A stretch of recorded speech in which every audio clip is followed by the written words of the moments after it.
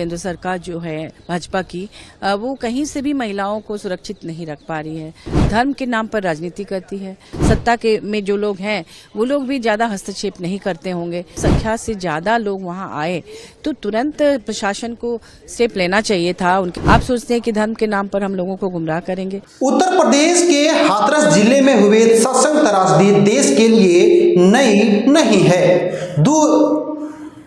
24 घंटे पहले मची भगदड़ में जनहानि से सारा देश शोकाकुल है। हाथरस में मृतकों का आंकड़ा 116 से बढ़कर 121 पहुंच गया है। साल 2003 से अब तक ऐसे कई घटनाएं हैं जिसे सुनकर आपके रूह कांप जाएंगे। 2003 से अब तक भगदड़ में करीब 1147 लोगों की मौत हो चुकी है। आज हम भगदड़ के बारे में बात करेंगे।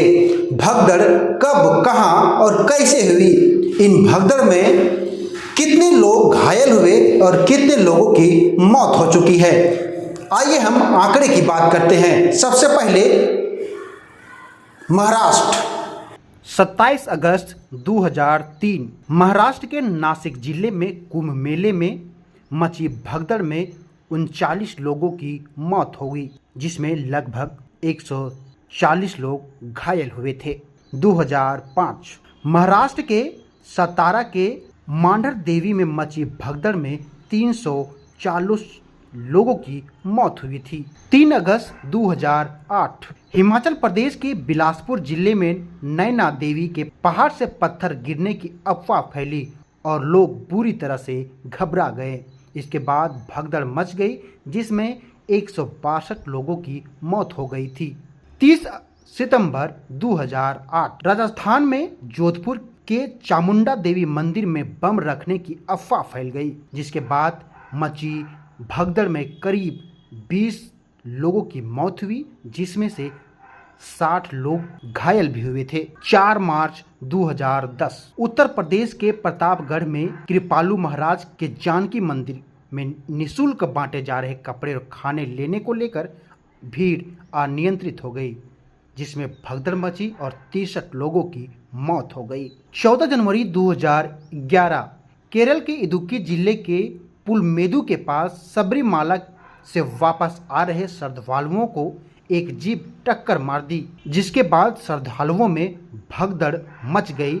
इस भगदड़ में 104 लोगों की मौत हुई थी। 8 नवंबर 2011 हरिद्वार के हर की पौड़ी में गंगा नदी किनारे घाट में मची भगदड़ में 20 लोगों की मौत। 19 नवंबर 2012 पटना में छठ पूजा के लिए गंगा किनारे अदालत घाट में बनाया गया एक अस्थायी पुल टूट गया, जिसमें से भगदड़ हुई और 20 लोग मारे गए थे।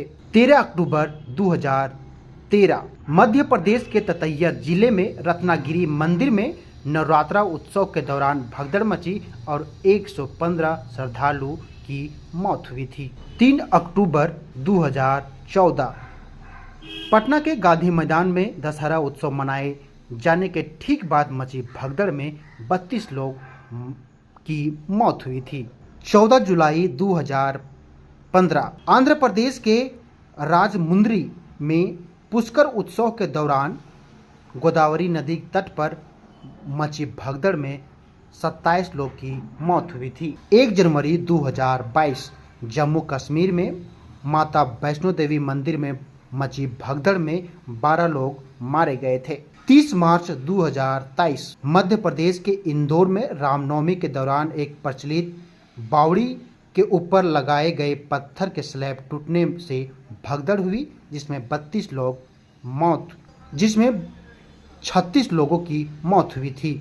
और अब 2 जुलाई 2024 यानी कि कल की बात करते हैं, तो उत्तर प्रदेश के हाथरस के सत्संग के दौरान मची भगदड़ में अब 121 श्रद्धालुओं की मौत की पुष्टि हुई है। इसके साथ कई श्रद्धालु अब गंभीर स्थिति में बताए जा रहे हैं।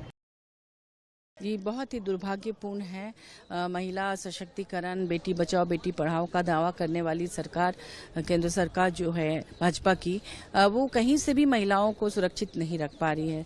धर्म के नाम पर राजनीति करती है और धार्मिक अनुष्ठानों में वो शायद सत्ता के में जो लोग हैं वो लोग भी ज़्यादा हस्तक्षेप नहीं करते होंगे। नहीं तो जब संख्या से ज़्यादा लोग वहाँ आए तो तुरंत प्रशासन को स्टेप लेना चाहिए था, उनकी सुरक्षा को देखते हुए और भी गेट्स बनाने चाहिए थे। कुछ भी नहीं था। आप सोचते हैं कि धर्म के नाम पर हम लोगों को गुमराह करेंगे, ऐसा नहीं होता। अयोध्या में भी भाजपा ने देखा कि राम मंदिर के नाम पर जिस तरह से एक अधूरे मंदिर में प्राण प्रतिष्ठा की गई, जिस तरह से उसके नाम पर चुनाव जीतने की कोशिश की गई और अयोध्या ही वो हार गए। उसी तरह से ये धार्मिक जो सत्संग और ये सब में भाजपा सोचती है कि हम जनता को धर्म का अफीम पिलाकर और चुनाव जीत जाएंगे। ऐसा नहीं हो सकता है और जनतांत्रिक तरीके से चुनाव लड़ना चाहिए। व्यक्तिगत दुश्मनी नहीं होनी चाहिए। व्यक्तिगत जिस तरह से लोगों को ईडी सीबीआई का डर दिखा के जेल में डाला जा रहा है, जिस तरह से हमारे मुख्यमंत्री, झारखंड के एक आदिवासी मुख्यमंत्री, जनता द्वारा चुने हुए लोकप्रिय मुख्यमंत्री को बिना किसी कारण के 5 महीने तक जेल में रखा गया, उनके परिवार से उन्हें दूर रखा गया, जिस तरह से सिटिंग मुख्यमंत्री को रिजाइन करवाया गया एक तरह से, और बाद में जब झारखंड हाईकोर्ट ने कहा कि उनके खिलाफ ईडी के पास कोई सबूत नहीं है, तो ये तो तुगलकी शासन व्यवस्था यहाँ पर चल रहा है कि आप किसी को भी जेल में डाल देंगे, किसी के खिलाफ कुछ भी करेंगे, जनता के सामने उसे बदनाम करेंगे। लेकिन उल्टा ही पड़ रहा है। जब जब भाजपा इस तरह का तिकड़म भिड़ा रही है तब तक उनको नुकसान हो रहा है। झारखंड में भी उन्हें नुकसान हुआ है, आदिवासी वोट्स उन्हें नहीं मिले हैं। तो भविष्य में उन्हें संभलना चाहिए और सुरक्षा की दृष्टि से इस तरह की घटनाएं दोबारा न हो, इसके लिए वहां के मुख्यमंत्री को रिजाइन करना चाहिए, यूपी के मुख्यमंत्री को। खबर स्तंभ।